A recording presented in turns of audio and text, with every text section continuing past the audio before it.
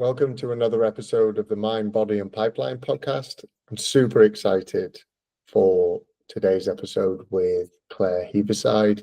I've known of Clair working in the industry that I do for a number of years. I've understood from afar her journey with health and fitness and what she does in week out to put fitness into her routine. We've got to know each other a little bit better over the last few weeks. Her journey is fascinating. And each time that I've spoken to Clair, I've been inspired by her unique perspective on health, business, and ultimately how she runs her agency. We delve into some really exciting topics, go into real depth on the mind and body connection. And I know that our listeners are going to get an awful lot out of what she has to share. As always, there's powerful insights on the link between health, fitness, and business success. So let's jump right in. Thanks again for joining me, Clair. I know that we've met and talked about you, your business, your fitness journey already, but for the listeners who maybe aren't so familiar with your work and what you guys do at Serotonin, can you give a quick intro on that? And then also, I'd love to hear how your focus on health and fitness has impacted the way that you approach your business. Sure. So I'm Claire, and I'm the creative director and co-founder of Serotonin. We're a digital marketing agency. We're based in the Northern Quarter. We cover a real range of services and also sectors. So we'll do everything brand repositioning to web design and build through to multi-channel digital marketing campaigns for, like I say, e-commerce clients, property, hospitality and leisure. And we've got a whole range of B2B clients as well. So we've been established for about 5 years, team of 22. And yeah, growing rapidly. It's been a ride, Serotonin. Sure. But in terms of the fitness journey and how that plays a part, I cannot downplay it. It's really, really significant in every aspect of my life, but I particularly see the impact of it in the way that I approach and run Serotonin. And you can look at that from quite a micro level in terms of you sleep better, you are able to be more focused, you are giving your time to think and to process things outside of the office, you're generally getting more time outdoors, and all these endorphins from exercise, all these things that kind of impact you on a day-to-day level of just incorporating exercise into your life.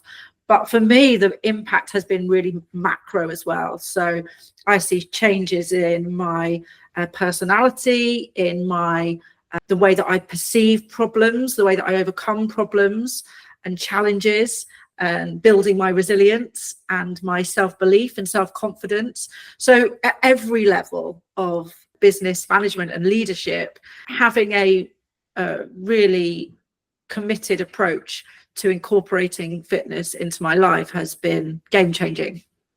And was there a specific moment that made you prioritize health and fitness? It's always been a part of my life. So I started running back in 2012, I think was my first marathon. And so running particularly has always been a part of my life. But I think for a lot of people, COVID was an experience that threw a kind of spanner in the works and shifted people's routines. And for me, that was not in a good way. So COVID almost made my world smaller and stopped me from doing things like running and being part of fitness classes and going on long hikes in the Peak District, which I love, and traveling and those types of things. So my world got quite small, and I think with that as well came a loss of confidence in myself. So when the world reopened and we all came back to work, I think that I had lost that way of incorporating fitness and that focus on fitness. And I really, really felt the difference. It wasn't an immediate thing that I then suddenly switched back, because it's really difficult to try and rebuild that routine once you've lost it. Mm-hmm. But certainly a few months after coming back and working back in the office again, I realized that I was quite unhappy with myself and that I needed to return to exercise, and particularly running, in order to bring that spark and life back to me. That, I think, was the point where everything really took off. And tell us a little bit, I know about it, but tell us a little bit about that weekly routine. I think it's probably, it's famous. So I think I've made the run commute like a famous, like you say, it's not something I ever really intentionally set out to do. I was running a lot, and one week I wasn't able to fit my runs into my lunch hour or into after work. And a friend of mine said to me, why don't you just run to work? And I thought, what a great idea as a one-off. And then nearly 2 years later, here I am. So on a Monday, I take my suitcase into the office, and then with all my clothes, and then Tuesday to Friday, I run from the Peak District into Manchester. Now, I have to caveat that because sometimes I'll stop at a train station and jump on the train, or I'll get a bus part of the way. But for me, the running isn't the thing. The distance isn't the thing. And a lot of people get carried away by the headline of that. The thing that's really been game changing for me is the fact that I've done it consistently, every week, every weather, day in and day out for almost 2 years. And building that routine and resilience has had the biggest impact, I think, on my approach to business and my approach to life, more so than, for example, some of the bigger challenges and ultras that I've run. Just having that real commitment every single day that I get up, I open the front door, it's pouring with rain, it's snowing, it's frosty, it's icy, I put my head torch on, I shut the door behind me, and I run. And I never step away from the challenge. And that really feels very empowering and has made me see myself in a different way, which I love. And what happens if your weekly routine changes? So you're not in the office, you're not in Manchester, you're not at home, traveling for work, on holiday. Do you still try and do the same thing? So if you had a meeting in central London, would you be 13 miles away? Because I think it's worth mentioning that it's about 13 miles, your house to the office. There will always be a run. So it's even, we'll have the work Christmas party or whatever, and the next morning I'll be up and I'll get my run in. Because for me, just knowing that I've taken that time for myself and I've gone and pushed through and done it, I know that there is so many benefits waiting for me on the other side of that run. And so I will always find a way to incorporate it in. And just every Sunday, packing my suitcase is an act of intention, that I know that I am committing myself to go and do those runs every morning, because I've laid out my clothes, I've brought my suitcase into the office, I'm going to do it. And I think that physical act of intention is really powerful as well. No, I agree. No, I myself and sort of friends as well now who are on this journey, I think trying to keep the same routine no matter where you are is really important, definitely for the mindset. You mentioned before about health and fitness helping you overcome problems, overcome challenges. How do you think that pushing yourself physically has shaped the way that you set or maybe approach the goals of the business? So almost the bigger goals rather than the challenges day to day. I think of it as cultivating what I call an endurance mindset.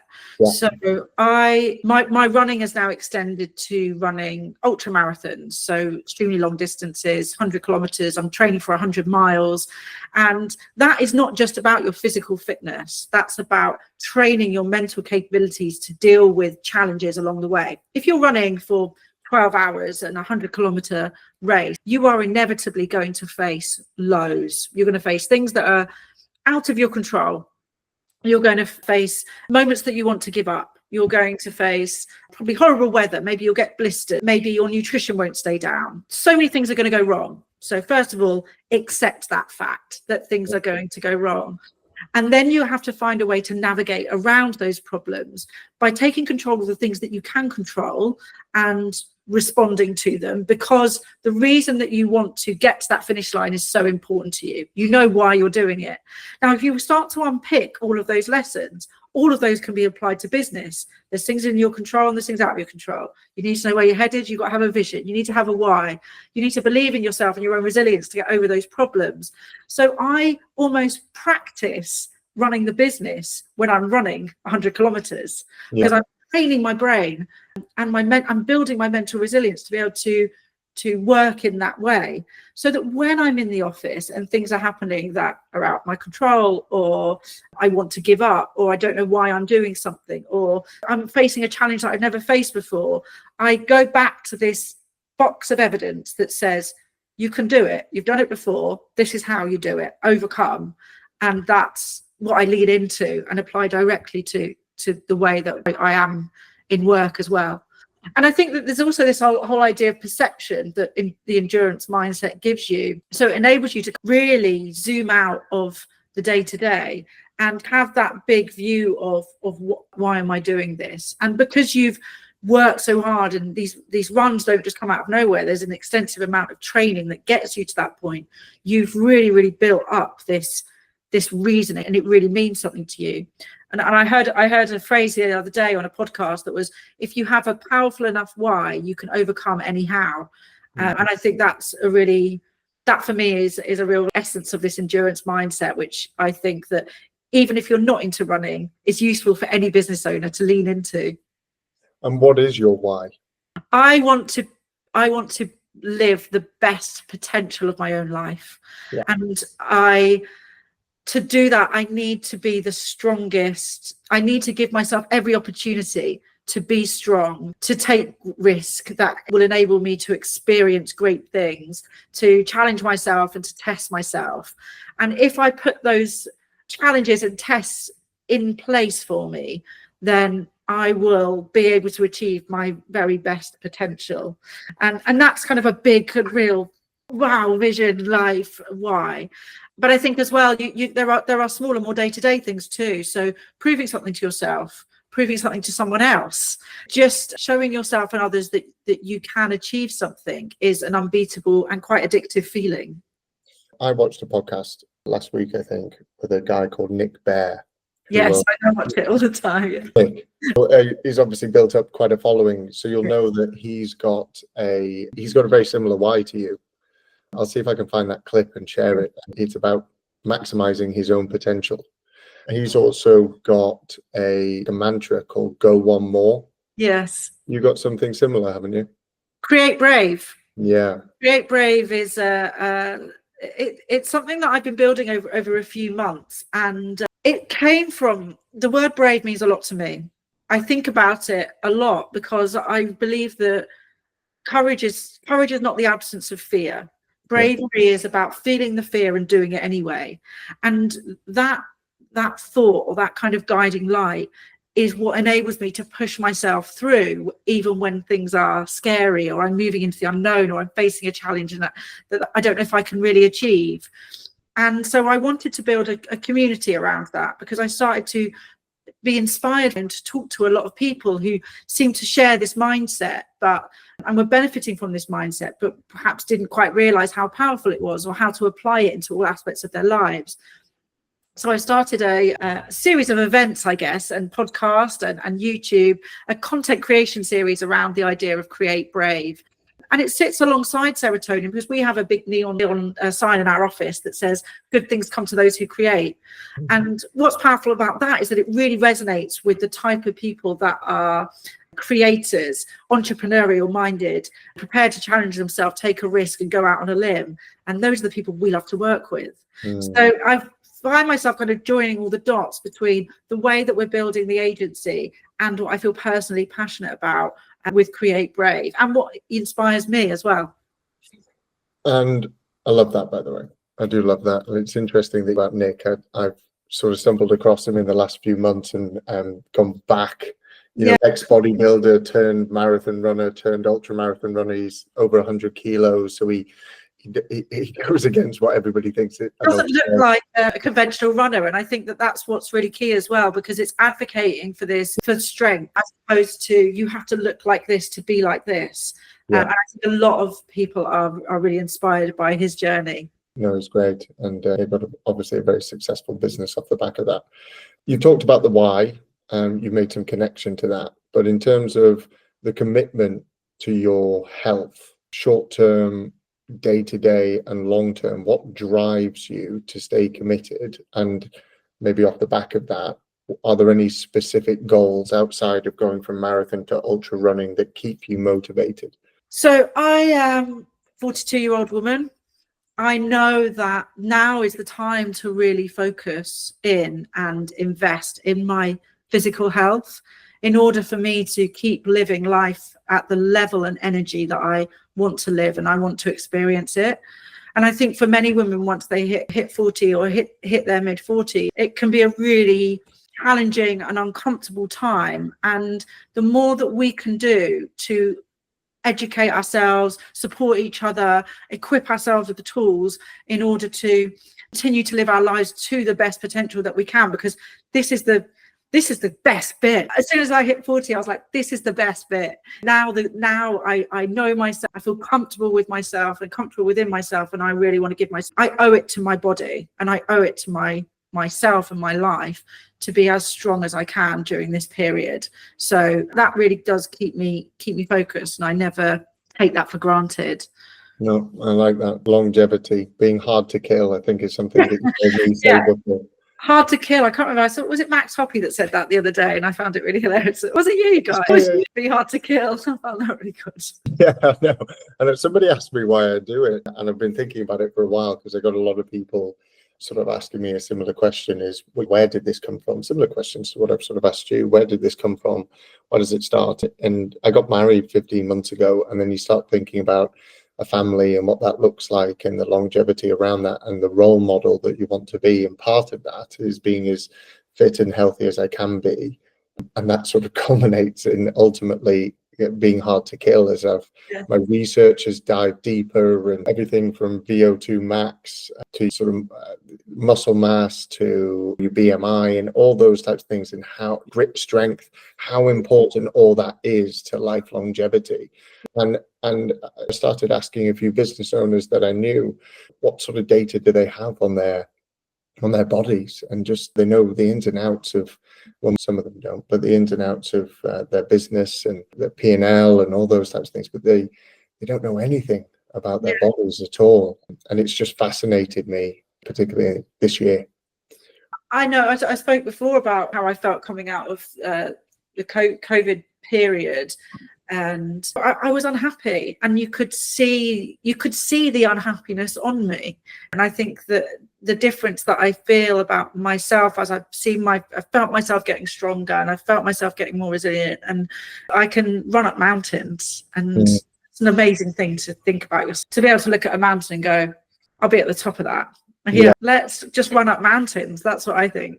Yes, I like it. I'm doing Scafell Pike at the end of November. Oh, brilliant. Not sure if I'll run it, but definitely get up there. You mentioned before about things getting tough, talked about blisters, injuries, the weather. But have you ever had a period, and it might not have been in the last couple of years, or it doesn't sound like it is, but where you dropped off the health routine? And maybe it's back in, I think you said 2012 when you started running. Have you ever dropped off that health routine? And if so, how did you get back on track? It's definitely not. We're at levels of consistency now that I've never been at before. The past 2 years have been extraordinarily consistent. I've learned the magic and power of consistency, and I value consistency above everything else. I value consistency above the distance that I run, the speed that I run at. I value the getting up every day and doing it. That's a really key thing. That consistency is not something I've had in my whole life since 2012. I've done previously what many other people do, which is set a goal, train for a goal, achieve a goal, box it off. You've done it. You don't need to continue. And that's how a lot of people do. They train for a marathon, or they do a couch to 5K, for example, and they work really hard to get it. And they reach that goal. They let off some confetti cannons. They go for a pint, and mission accomplished. I've completely changed my mindset around those things now. And even though setting goals to me is really important, and I do have them, every year I have my races that I know I want to run, and they will dictate my training for the whole year.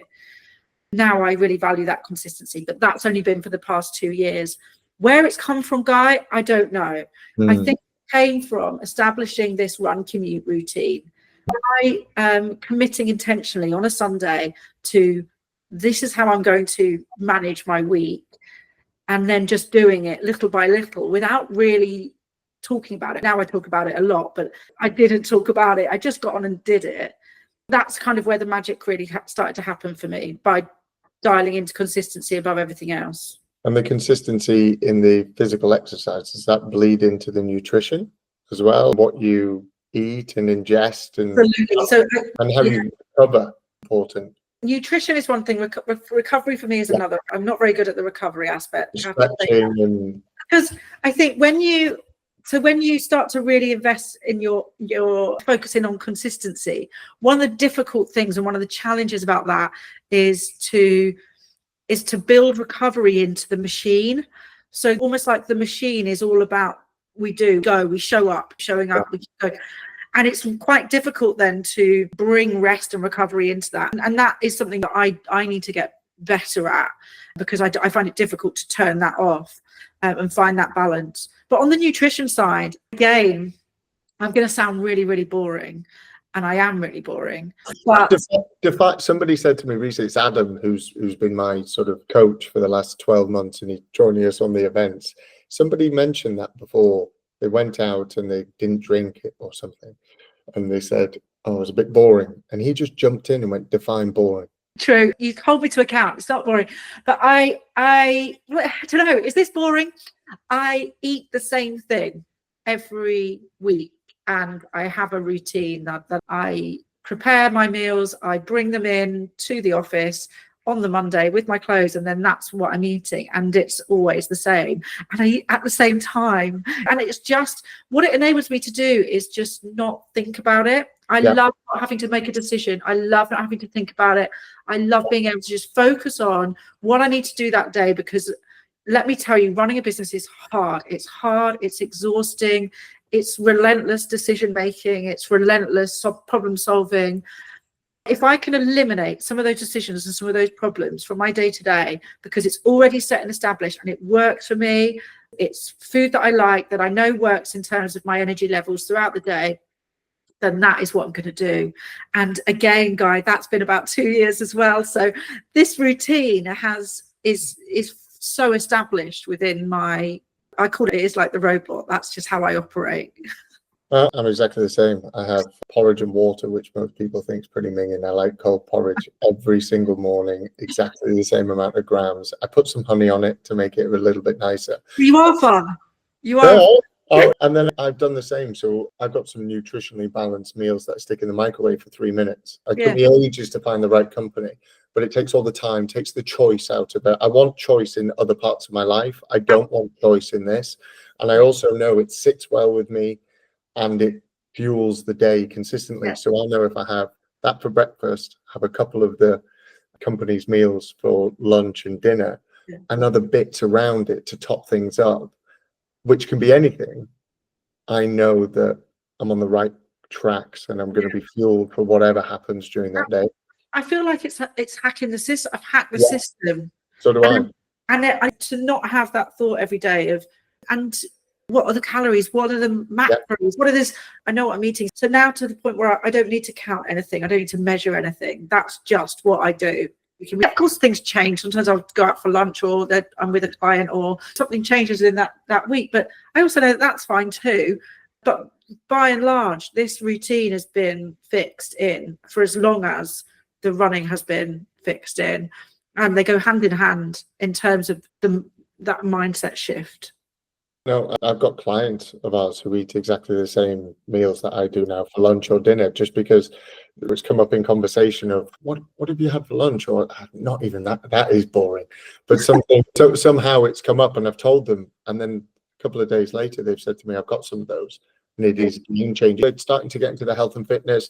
They were doing something like having chicken and rice, which in my opinion, that is tough to stick to.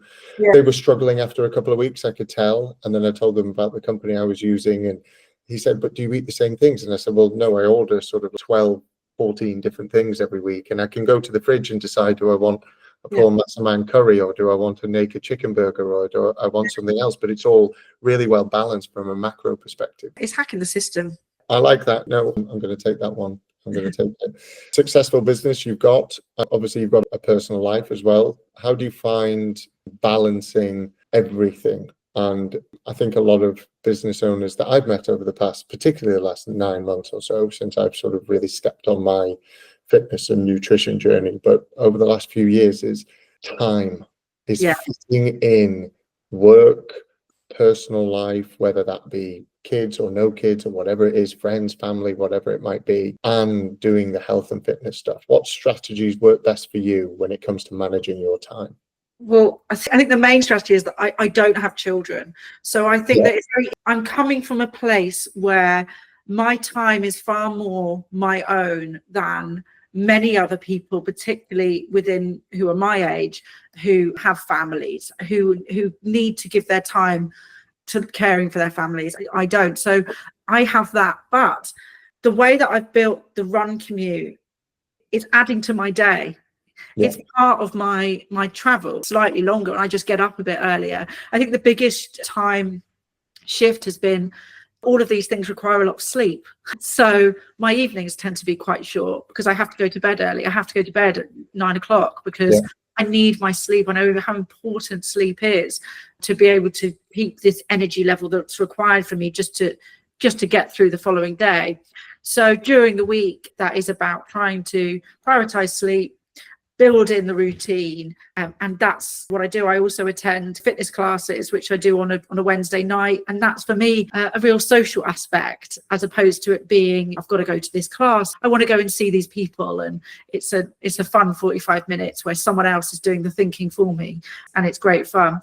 And then at the weekends, I live in the Peak District, and my joy, and my fiance as well, our joy is about, we love going out for walks, we love being outside and going for hikes and going for longer runs out in the hills. So the things that I choose to do to relax are the things that are enhancing my fitness. The lines are very blurred between those things. So at the weekend, every Saturday morning, it's long run day. So I'll go out and explore I'll go in the hills and I'll go out. And that's what I love to do. I'm not thinking, oh, I've got to fit my run in. I want to go for my run this morning. Let's go.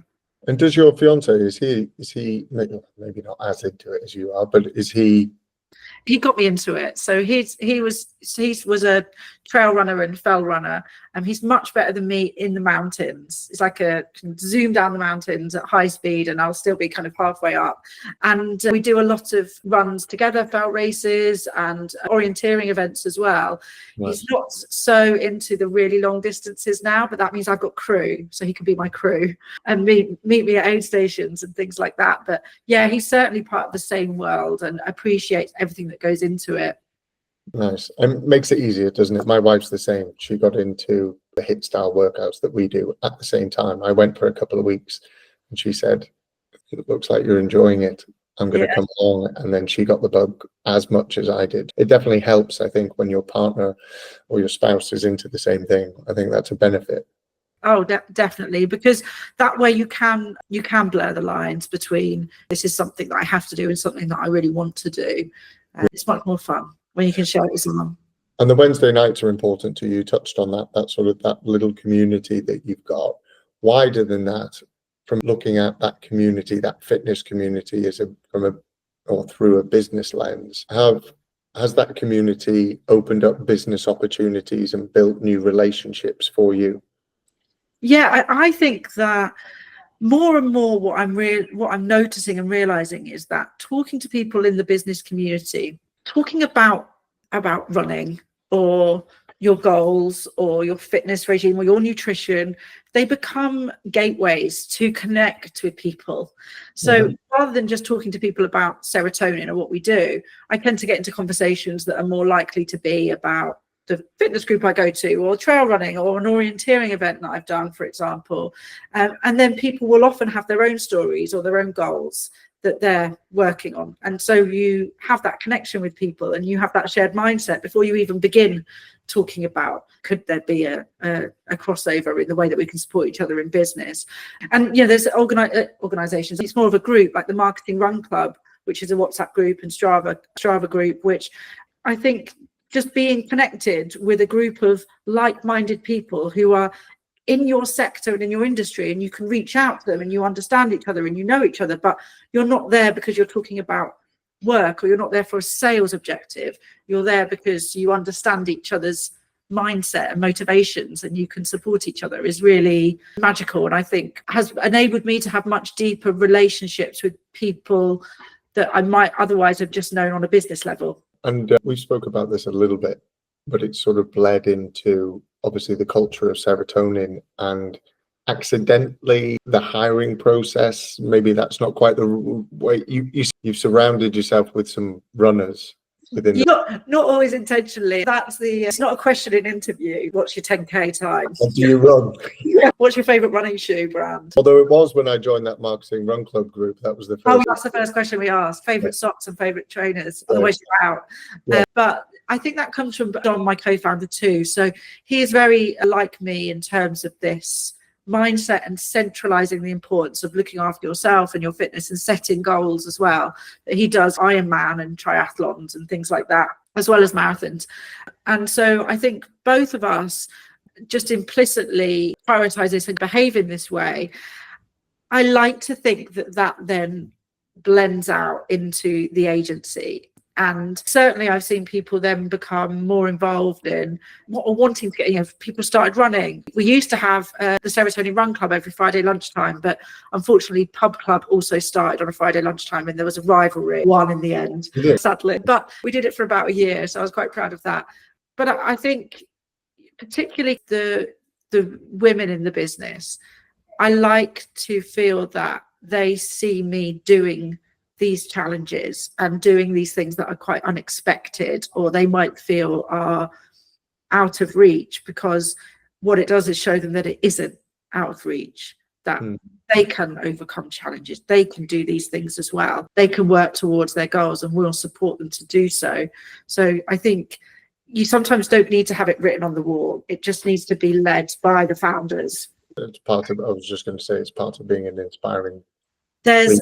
Can you hear that? There's like work being done in this building, and it's just started again. All right, you didn't hear that. Oh, good.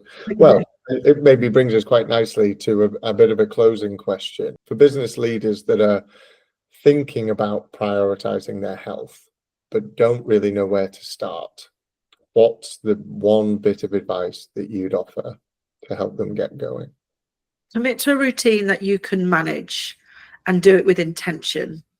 So don't try and think I'm going to download a marathon plan and start following that from tomorrow. Think about what you can realistically fit into your life without disrupting everything else, and then commit to it intentionally. So pack that bag at the beginning of the week, lay out your running shoes, commit to a friend and promise them that you're going to show up to that class and you want them to be there for you as well. And then make sure that it's realistic and that you can do it consistently. Focus on consistency above everything else. Don't worry about your time. Don't worry about the weight you're lifting. Don't worry about the speed you're running at, the distance you're running. Commit to consistency so you can look back in 6 months' time and all of those benefits would have happened. You would have just got better and stronger by being consistent. That's the thing to focus on. Brilliant. Thank you.